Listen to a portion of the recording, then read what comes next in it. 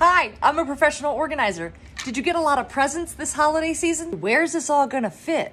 If you have trouble decluttering, here's a tip for you. Head into the new year, it's usually out with the old and in with the new. Time to declutter. Every item in your home has 4 things attached to it: energy, emotion, responsibility, and physical space. Energy. Everything around us holds energy. Energy can be overstimulating if there's too much of it. Emotions. A lot of the stuff around us, we have emotional attachments to. That makes me sad. That makes me happy. That makes me excited. Responsibility. That is something that you have to maintain. You have to clean. You have to put batteries into. Physical space. Stuff takes up physical space. Do you have the space for it?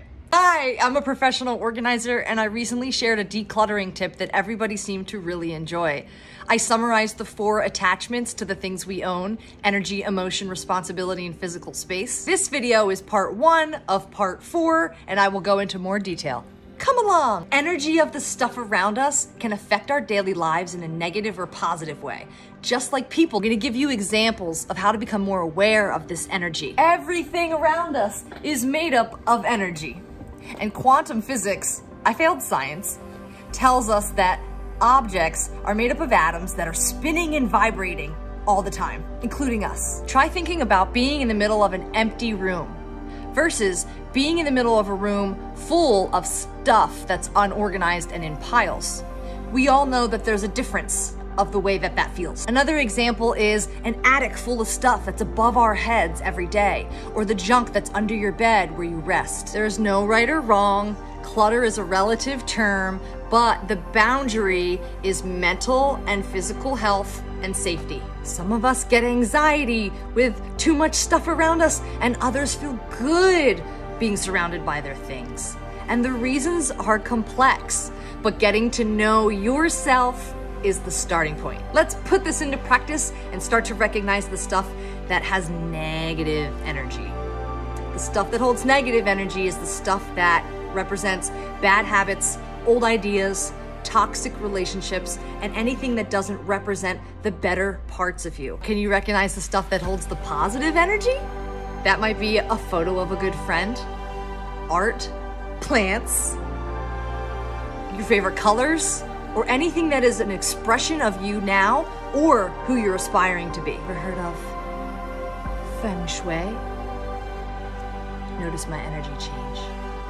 Feng Shui is the practice of balance and the good flow of energy within our environment, and it commonly includes the elements of nature. I'm looking out the window. Plants, water, that's my Philly accent, metal, fire, air, wood. Now, we can't necessarily get rid of the negative family member, but we have the freedom and the choice to remove the objects that are draining our energy. Once you understand how you respond to the energy of an item, then you can decide to keep it or let it go. The energy that you sense will trigger an emotional reaction. And the next step from there is to recognize and name what that emotion is. Part 2 on emotions coming soon.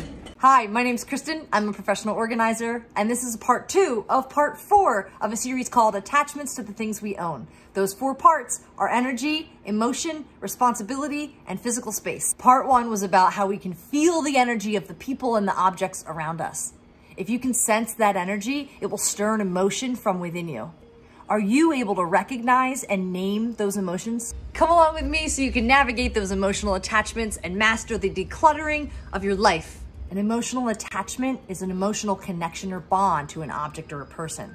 And the boundary for unhealthy versus healthy is when we allow that external item to regulate our mood versus being able to do it from within us. Emotional attachment to material possessions is temporary.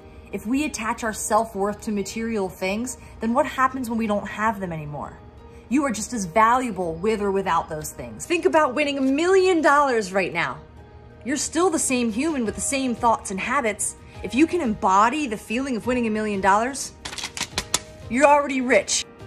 13 13 years ago, when I was 25, I moved from Florida back to my hometown of Pennsylvania, and I stuffed everything I had into my tiny little car and I sold the rest.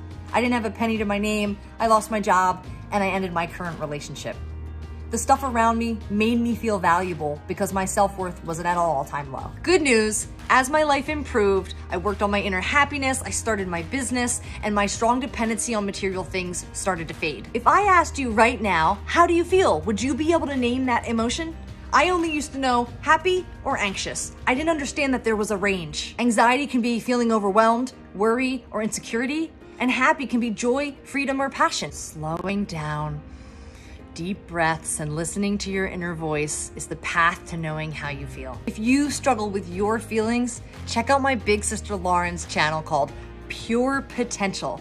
I'll tag her down below. While decluttering your home, ask yourself questions to evoke emotion like, do I love this? Does this add value to my life? Do I use this? Will somebody else value this more? Is this something that I could borrow? Will I even remember that I have it? Have you ever heard of a full body yes? It's like when you're at a store and you're trying on an outfit and it's so good that you don't care what it costs. Practice recognizing those moments, because don't you want your life to be filled with full body yeses? When I'm decluttering with my clients, I ask them, tell me about this. I watch their facial expressions, their body language, and I listen closely. And then I just mirror back what I hear and see. Sounds like you really love that, or sounds like you've got a lot of guilt about letting that go. Sometimes we just need a sounding board, and I still totally struggle from time to time and need help. Practice asking, how do I feel, on a daily basis, so you can sharpen that decluttering skill. Part 3 is next, and that's about the responsibility of the things we own. See you soon. Hi, my name's Kristen. I'm a professional organizer, and this video is about the responsibility to the things we own. This video is part 3 of 4 of the 4 attachments to the things we own: energy, emotion, responsibility, and physical space. Part 1 was about the energy of an item. Part 2 was about the emotions of an item. And this is about how much do we really want to care for this item. You all might know the classic story of the kids that ask their parents, please, please, please, can we get a puppy? And the parents are like, no, because we're gonna be the ones taking care of it, and you guys are gonna just neglect the responsibility. The lesson of getting a family dog teaches kids to take ownership and realize that a dog is a commitment. And what a great way to teach the life skill of thinking things through and anticipating the responsibility attached to purchase of an animal or an object. Do you see where I'm going with this? Whenever I make a purchase, I always think, what are the responsibilities attached to this? And there's a lot. Cleaning, dusting, changing batteries, protecting, fixing, oiling. And when we overwhelm ourselves with clutter, the care level has a tendency to drop because we're just trying to stay afloat by keeping it organized versus decluttering and really caring and honing in on those few things that we love. And I just realized 2 examples: quality over quantity, and having a ton of great acquaintances versus having a small core group of really good, true friends. And next time you're out and you're about to buy some things impulsively, slow down, take a moment to think it through. Do I have the time, the energy, and the space to care for this item? Speaking of space, the next and last video of this series is how our stuff takes up physical space. Happy organizing. Hi, my name's Kristen. I'm a professional organizer, and this is part 4 of the 4 attachments to the things we own. You can find this whole series put together into one video on my YouTube channel. Everything we own takes up space.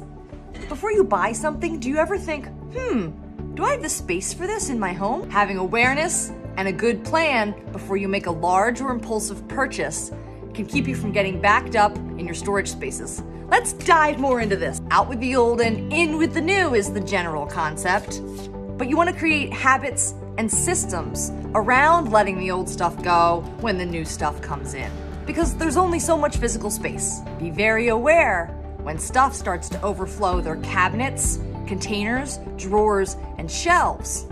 When you define a category into a space, when it starts to overflow, you'll have a great visual of now it's time to declutter that spot. Here's an example. If you go out and you buy some cups for your kitchen, and you bring them back and try to fit them into the cup cabinet. If they don't fit, purge a few cups, but don't just throw those old cups into the garage. I always recommend an open donation box around the house, laundry room or garage. Make sure you have a really easy donation drop-off resource nearby so the boxes don't just sit around. You can also look into Green Drop, which is a donation truck that will come and actually pick up any donations inside or outside of your home. This can hold you accountable knowing that the truck's coming. Did you know that we wear 20% of our clothes 80% of the time? When you buy new clothes and bring them home, eliminate the old ones. Then you don't have to do major closet overhauls. Do this for your pantry, your gadgets in your kitchen, toys for the kids, beauty products in the bathroom. I challenge you to level up your decluttering skills by trying something new. If you clear a space in a cabinet or a drawer, leave it empty. Try not to fill it right away. Give yourself more space for living and growing. Physical space around you reflects the life you want to live. Give yourself that space to grow and flourish. Because if you weigh yourself down with mental and physical clutter, how can you be free to fly? I truly hope that this series has helped many of you out there practice and work out your decluttering muscles.